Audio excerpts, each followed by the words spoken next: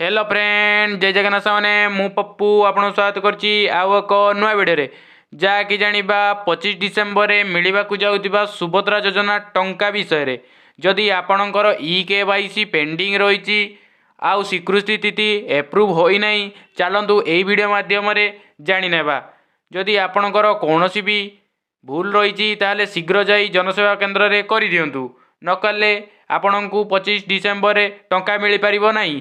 चलतु भिडियोटी को स्टार्ट करवा। भिडियोटी को स्टार्ट करने पूर्वर जो भाई भौणी मैंने आम चैनल को सब्सक्राइब करना सर्वप्रथम सब्सक्राइब कर दिंतु कारण सरकार समस्त योजना आम चैनल माध्यम पाइपर जहाँकि आपण मैंने जानी एसओपी क्राइटेरिया अनुजाई आपन को सुभद्रा योजना टंका मिल जो मानकर एसओपी क्राइटेरिया इलिजिबल नहीं से टंका मिल पार नहीं जदि आपणकर कौन भी अकाउंट बैंक सह लिंक नहीं शीघ्र जाई बैंक सह लिंक कर दिंतु कारण बैंक सह लिंक न करेले आपण अकाउंट को टंका जापर नहीं।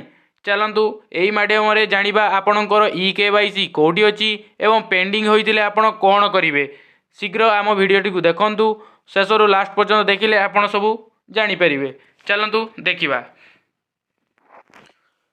देखिपारुथिबे मु 4 जण मांकर पेंडिंग होइची जहाँकि यही वीडियो माध्यम आपन को देखैबी 4 जण मांकर कौन कौन असुविधा होइची मु आपन को यही वीडियो माध्यम देखैबी।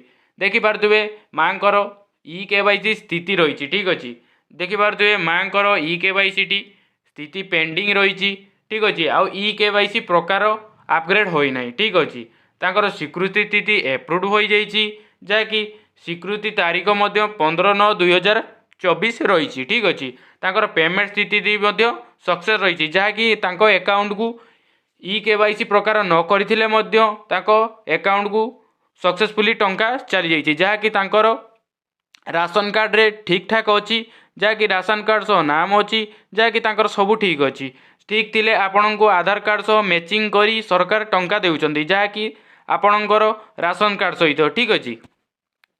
आउ जनकर मांकर देखिबा ठीक अच्छी जहाँकि ए मांकर जनकर देखुथिबे ई-केवाईसी कंप्लीट हो जाइए ठीक अच्छे ई-केवाईसी कंप्लीट हो जाइए आउ ई-केवाईसी मोड बायोमेट्रिक रही ठीक अच्छे किंतु एप्रूवाल स्टाटस टी एप्रूव्ड हो जाइए जहाँकि 15/9/2024 रे पुणी पेमेंट स्टाटस टी सक्सेसफुली देखे दूची ठीक अच्छे।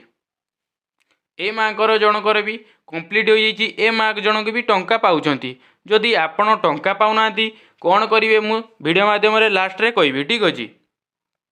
आउ जनकर मांकर देखीदबा ठीक अच्छे आउ गोटे मांकर देखिपारुथिबे ई-केवाईसी कंप्लीट हो जाइए बायोमेट्रिक कंप्लीट हो जाइए एप्रूव्ड मध्य कंप्लीट हो जाइए एप्रूवाल डेट 15/9/2024 सक्सेसफुली आसी जाइए पेमेंट टी आसी जाइए ठीक अच्छे। आउ गोटे मांकर देखा ठीक अच्छे जहाँकि ये देखिपारुथिबे ई-केवाईसी पेंडिंग रही ठीक अच्छे ई-केवाईसी पेंडिंग रही जदि आपणकर सुभद्रा योजना रे ई-केवाईसी पेंडिंग अच्छी ताले आपण कौन करेंगे सर्वप्रथमे कौन सीएससी सेंटर को जीवे ठीक अच्छे जदि सीएससी सेंटर नहीं जनसेवा केन्द्र को जीवे जनसेवा केन्द्र को गला परे आपणकर ई-केवाईसी देखिपारुथिबे ई-केवाईसी करने 25 डिसेम्बर सुधा आपण ई-केवाईसी करनियंतु कारण ई-केवाईसी पई कौन कौन डॉक्यूमेंट आवश्यक ई-केवाईसी करिवा पई आपणकर डॉक्यूमेंट टी होउची आधार कार्ड एवं आधार कार्ड रे थिबा मोबाइल नंबर जहाँकि गोटे ओटीपी जीवो ओटीपी माध्यम रे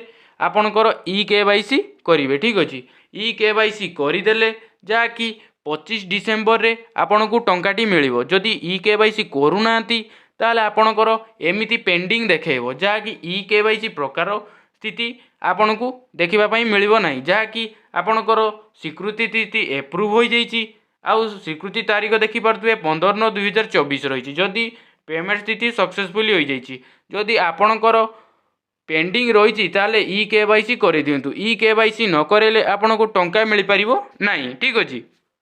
सर्वप्रथम आपण जाई ई-केवाईसी करे नियंतु ई-केवाईसी कला परे आपण टंकाटी पाई परिबे आपण जानि रखंतु आपणकर दुईटी जिनिस अपडेट रखिबा दरकार जहाँकि सर्वप्रथम हेउची आपणकर बैंक एक रहउची ठीक अच्छे एक रहउची आपणकर बैंक बैंक टी आपण ସବୁବେଳେ କ୍ରେଡିଟ୍ କରନ୍ତୁ, ଟଙ୍କା ଉଠାଣ ଜମା ଆପଣ କରନ୍ତୁ। ଯଦି ଆପଣ କୌଣସି ବି କାର୍ଯ୍ୟ କରୁନଥିଲେ ଆପଣ ସର୍ବପ୍ରଥମେ ବ୍ୟାଙ୍କରେ ଯାଇ EKYC ଫର୍ମ ଆଣି ଆପଣ ପୂରଣ କରି ଏପ୍ରୁଭ୍ କରିଦିଅନ୍ତୁ। କାରଣ EKYC ନଥିଲେ ଆପଣଙ୍କର ମଧ୍ୟ ବ୍ୟାଙ୍କରେ ପ୍ରୋବ୍ଲେମ୍ ରହିବ, ଯାହାକି ଆପଣ ଟଙ୍କା ମିଳିପାରିବ ନାହିଁ। ଯଦି ବ୍ୟାଙ୍କରେ ଆପଣଙ୍କର କୌଣସି ବି ଅସୁବିଧା ରହିଛି ଆପଣଙ୍କୁ ଆମେ ସଲ୍ୟୁସନ୍ କହିଦେବୁ, ଠିକ୍ ଅଛି। ଯଦି ଆଉ ସେକେଣ୍ଡଟି ହେଉଛି ଆପଣ କ'ଣ କରିବେ, 2 ନମ୍ବରରେ ହେଉଛି ସର୍ବପ୍ରଥମେ DBT, ଠିକ୍ ଅଛି, ଡାଇରେକ୍ଟ ବ୍ୟାଙ୍କ ଟ୍ରାନ୍ସଫର, ଠିକ୍ ଅଛି। ଡାଇରେକ୍ଟ ବ୍ୟାଙ୍କ ଟ୍ରାନ୍ସଫର ଯଦି ଆପଣ এই ଚ୍ୟାନେଲକୁ ସର୍ବପ୍ରଥମେ ନୂଆ କରି ଅଛନ୍ତି ସବସ୍କ୍ରାଇବ୍ଟେ କରିଦେବେ ଆଉ ଲାଇକ୍ଟେ କରିଦେବେ ନୂଆ ନୂଆ ଲେଟେଷ୍ଟ ଭିଡ଼ିଓ ପାଇବା ପାଇଁ, ଠିକ୍ ଅଛି। 2ରେ ହେଉଛି DBT ଡାଇରେକ୍ଟ ବ୍ୟାଙ୍କ ଟ୍ରାନ୍ସଫର। ଯଦି ଆପଣ DBT କରାଉନାହାନ୍ତି ତାହେଲେ ଆପଣଙ୍କୁ ଟଙ୍କା ମିଳିପାରିବ ନାହିଁ। ସର୍ବପ୍ରଥମେ ଆପଣ DBT ବି ମଧ୍ୟ କରାଇଦେବେ ବ୍ୟାଙ୍କରେ, ଠିକ୍ ଅଛି।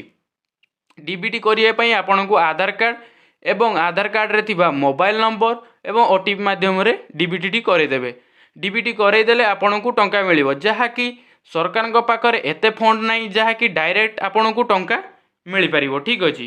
ଟଙ୍କା ମିଳିପାରିବ ଯଦି ଡାଇରେକ୍ଟ ଟଙ୍କା ନାହିଁ ସେ ସରକାର ତାହେଲେ କିସ୍ତି କରି ଆପଣଙ୍କୁ ଟଙ୍କା ଦେଉଛନ୍ତି, ଯାହାକି ଆପଣ DBT କରାଇ ଦିଅନ୍ତୁ। DBT କରାଇଦେଲା ମଧ୍ୟରେ ଆପଣଙ୍କୁ ଟଙ୍କା 25 ଡିସେମ୍ବରରେ ଦେଖିବାକୁ ମିଳେ। ଯଦି ଟଙ୍କା ନ ମିଳେ ତାହେଲେ 8 ମାର୍ଚ୍ଚରେ ପ୍ରଥମ କିସ୍ତି ଏବଂ ଦ୍ୱିତୀୟ କିସ୍ତି ଏକା ସାଙ୍ଗରେ ଦେଖିବା ପାଇଁ ମିଳିବ, ଯାହାକି ପ୍ରଭାତୀ ପରିଡ଼ାଙ୍କର ବଡ଼ ଘୋଷଣା ରହିଛି, ଠିକ୍ ଅଛି। ଭିଡ଼ିଓଟି ଭଲ ଲାଗିଲେ ସର୍ବପ୍ରଥମେ ସବସ୍କ୍ରାଇବ୍ ଏବଂ ନୋଟିଫିକେସନଟି କରିଦେବେ। ଜୟ ଜଗନ୍ନାଥ।